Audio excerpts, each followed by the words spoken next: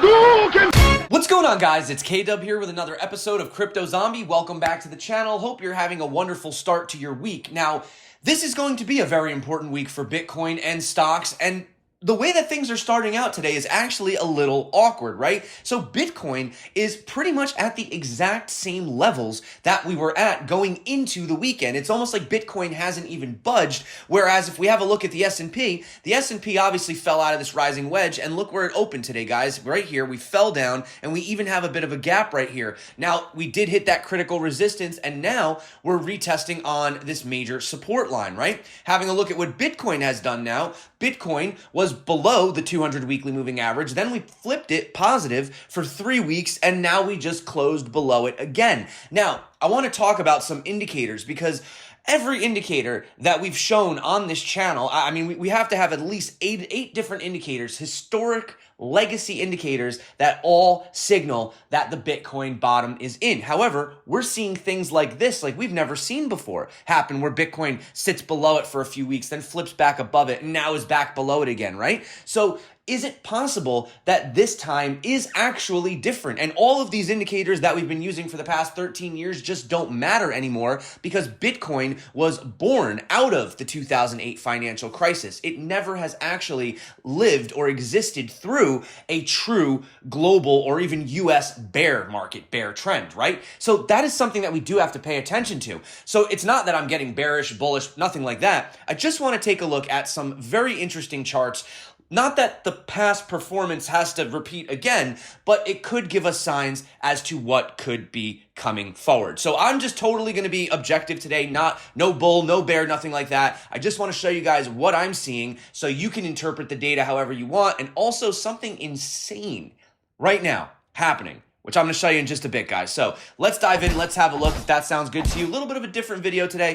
Obviously, if you guys do want a little bit short term, I will, we can go into that as well if you'd like. But for now, I just want to start off with a little bit of Bitcoin. So right here, you can see that in the short term, of course, we are still putting in a higher low. This is good, right? We haven't lost this main upwards structure. We did fall out of the rising wedge. Now, we knew that the rising wedge was a bearish pattern, right? We knew that could happen. We knew that was a possibility. And I also said that most of these moves don't get to around 75, 80% before having that break. So obviously we didn't get to the end of the wedge. We fell, but at the same time, we also saw stocks fall. Now, right here was the level we spoke about. It was $20,738. And we actually made an attempt yet again to try to push below it. We couldn't. We only got down to 20,908. So still, again, this level is holding. It's showing us that there are buyers coming in, right? We've also seen, and I don't have the chart pulled up right now, that exchange Bitcoin on exchanges is also at a like a yearly low or 2-year low or something like that,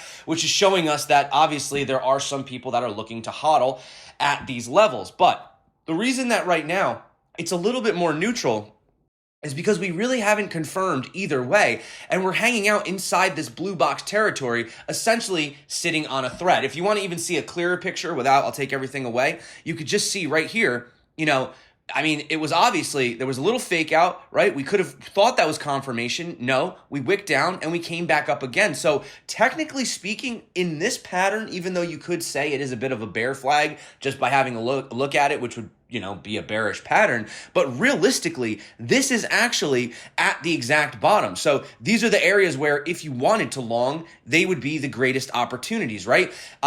Except that this time we actually did have one solid candle out of it. So right now, I have to be very neutral. It's hard for me to say, oh, we're going to just dump straight or we're going to pump right to the moon. What you want is to close and, get that confirmation with the candles inside here to say that the trend is going to continue, at least in the short term, to the upside, right? Now, we did get this legacy indicator flashing. It was the hash ribbons. The miners capitulated and we got the blue dot for the buy signal. Now, historically, every time we've ever had this blue dot, I marked it out in yesterday's video, you guys could see that it translated into amazing times for buying. I mean, basically every time we get it, right, from here to here, 49% move. From here to here, 50% move. From here to here, 30% move, and this was the big one right here. Actually, so Bitcoin fell 12% after this one, but then it went all the way up 238%. So basically every single one you can see here, same thing. So this has never failed us. Is it going to fail us this time? That is the question. Another interesting thing that Stock Money Lizards pointed out, check them out on Twitter. I like these guys.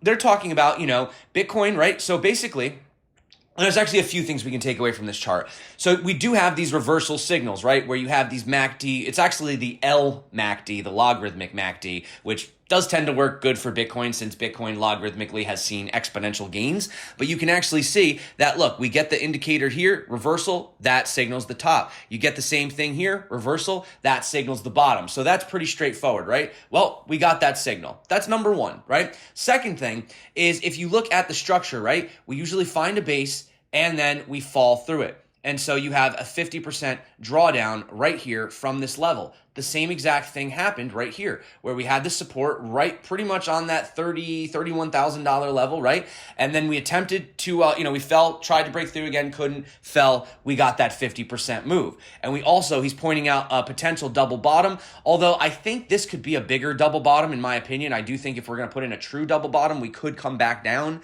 to even that 19, 18 area. We've talked about that. But nevertheless, once again, will history repeat or is it actually different this time? The fact that the Fed is being so hawkish, the fact that they are still going to aggressively raise rates. Well, there may be something that's giving us clues to that. Now, I just want to show you one thing that is a little scary. So you can see right here, let me see if I get rid of all this. Well, first thing I want to show you on the S&P is obviously you have this resistance, this resistance, this resistance, right? So that's the first thing to point out. Clearly, we had overhead resistance. But if I get rid of all of this, look at this. So what we did essentially was basically hit this 200 daily moving average. You can see it has played a significant role in this right here, right? Resistance came down, boom, could not get below it again. Now, where did we see something like this? And obviously, I'm not trying to freak anybody out. I just want to be objective here. I want to take the neutral side today. I want to really look at the charts and ask ourselves what's going on. Well, if we actually have a look back here, this is actually in 2020. Let me go back a little bit farther. Way back here. So what do you see right here, guys? This right here was the 2008 financial crisis, and we had something very similar where you could see we had this fake out test right here. I mean, it's a little different with the lines, but right here, as soon as we touched it again, came down and then hit that resistance, boom, and dropped. So history doesn't always, match exactly, right? It doesn't always repeat, but it often rhymes. And that is something we need to pay attention to. And also, this is the craziest thing ever right here. This is insane. This is the dollar, guys. Now, I just want to just break this down for you. This right here was a parabolic trend, right? It was just an exponential curving trend that, every time you would, draw a set of lines, it would just go higher, right? You draw another set of lines and it would just go higher, right? It would just keep going higher. So we had this parabolic curve. The dollar looks like it is actually considering breaking back inside of this parabolic curve. This is something I've seen it in Bitcoin a few times, but really you don't see stuff like this in traditional markets. And this is either going to be a disastrous double top right here, and which would be like sort of the icing on the cake, the nail in the coffin for the DXY, or the dollar is going to absolutely rip, probably up to 110 or higher. And that is not going to be good for, Bitcoin and especially risk on assets, right?